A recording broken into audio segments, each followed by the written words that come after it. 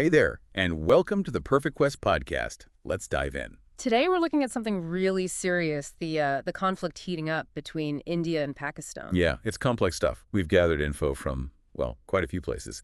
News outlets like Business Today, Times of India, Al Jazeera, Economic Times, BO News, India Today. And deeper analysis from the Council on Foreign Relations Cato Institute, plus that BOL News video report. Right. So our plan for this deep dive is to, try and make sense of it all. We'll cover the latest news first. Then dig into how this whole thing started, the history behind it. After that, we'll look at the scary part, potential war scenarios. Yep. What could happen? And finally wrap up with the wider impact.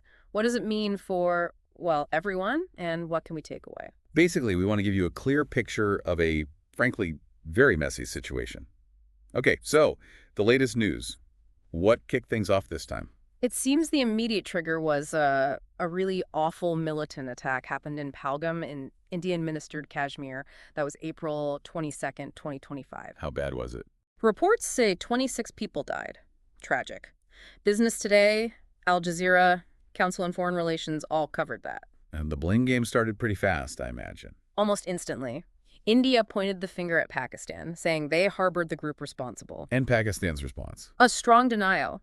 They even floated the idea of a, false flag operation that came from Business Today and CFR sources. Was there any claim of responsibility? Yes. CFR mentioned a group called the Kashmir Resistance claimed it online. They're apparently an offshoot of Lati, Lashkar-e-Taiba. Ah, Lati. They have a history there. They do. So after the attack and the accusations, things escalated. We saw tit-for-tat moves. Like what? Well, India suspended the Indus Waters Treaty. That's huge. Especially given the water situation there. Cato Institute flagged that as a potential flashpoint, right? Pakistan sees water access as critical. Exactly.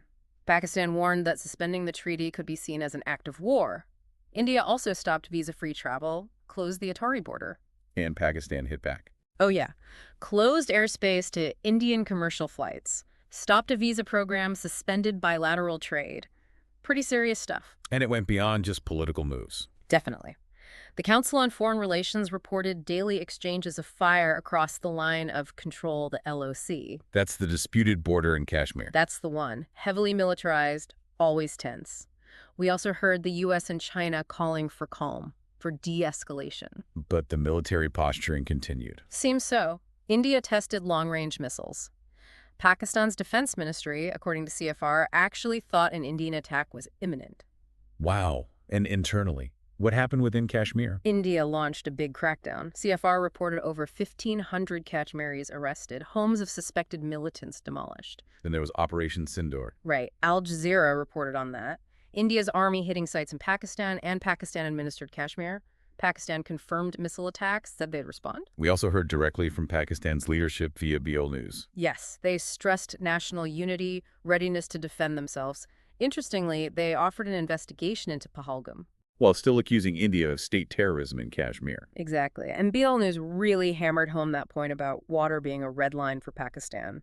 Any diversion would get a strong response. They also mentioned Russia potentially playing a role in cooling things down. Yeah, a potential mediator, perhaps. Yeah. And meanwhile, the Economic Times said India ordered nationwide defense drills. So, a really volatile mix. It's clear this isn't just about this one attack. To really get it, we need to look back. Where did all this start? Way back. You have to go to the 1947 partition of British India. That's the root. Creating India and Pakistan. A Hindu-majority India, a Muslim-majority Pakistan.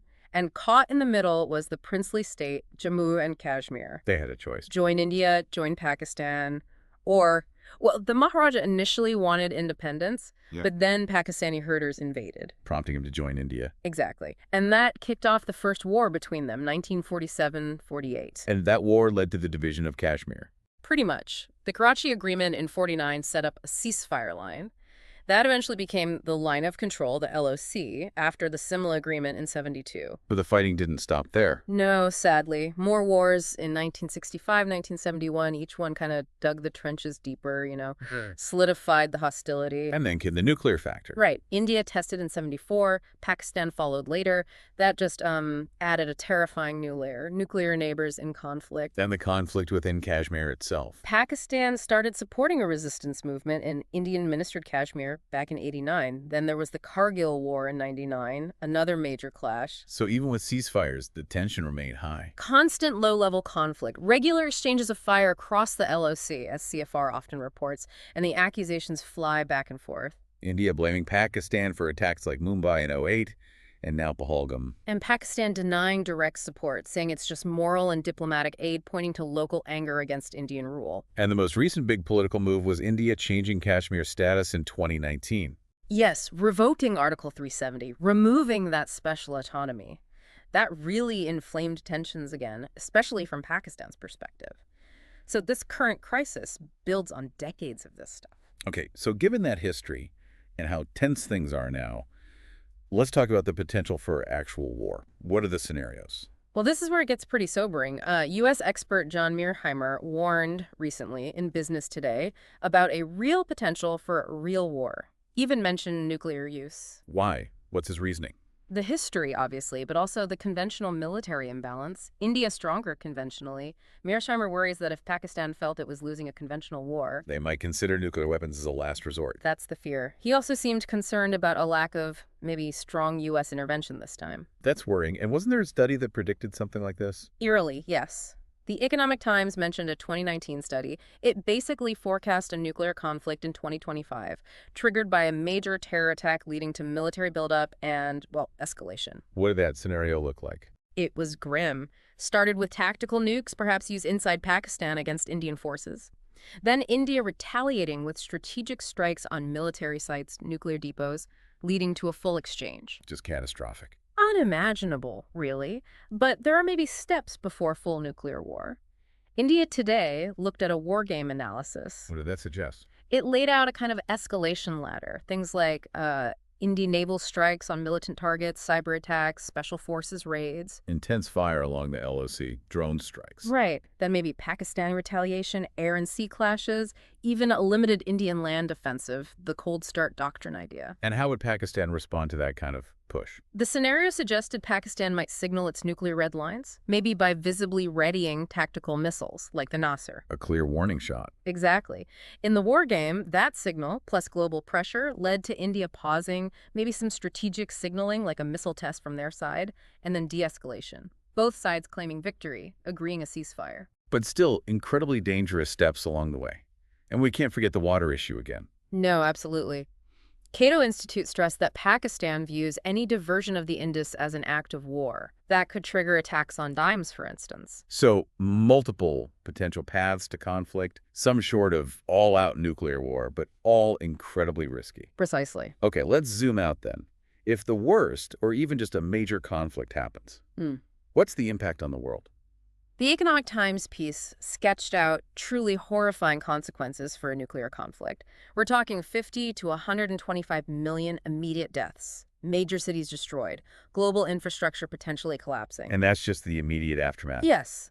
The longer-term climate effects are maybe even scarier, all the black carbon smoke thrown into the atmosphere. Blocking sunlight. Yeah. Leading to a global temperature drop, less rain, causing worldwide famine.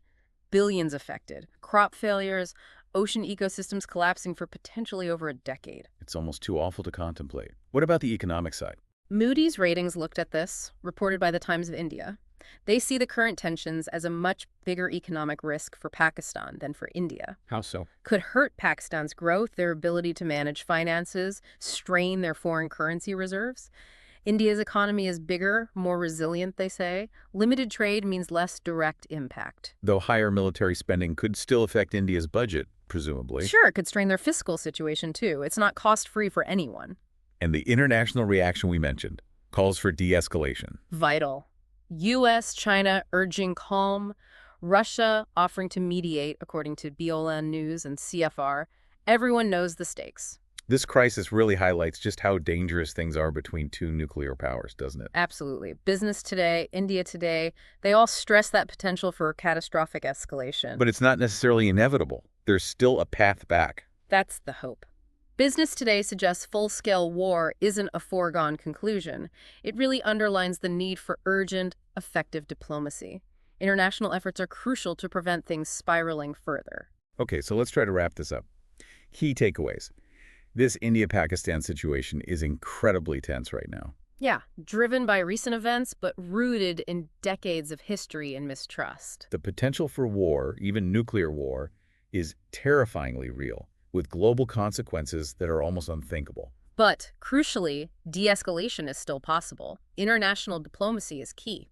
A shift away from military confrontation is needed. Right, which leaves us with a final thought for you, the listener. Given these immense human and economic costs we've discussed, what are the most effective long-term strategies the world can use to genuinely foster peace and stability in South Asia? How do we prevent the unthinkable from ever happening? Something to really ponder. That's it for today's chapter. This was the Perfect Quest podcast. See you on the next journey.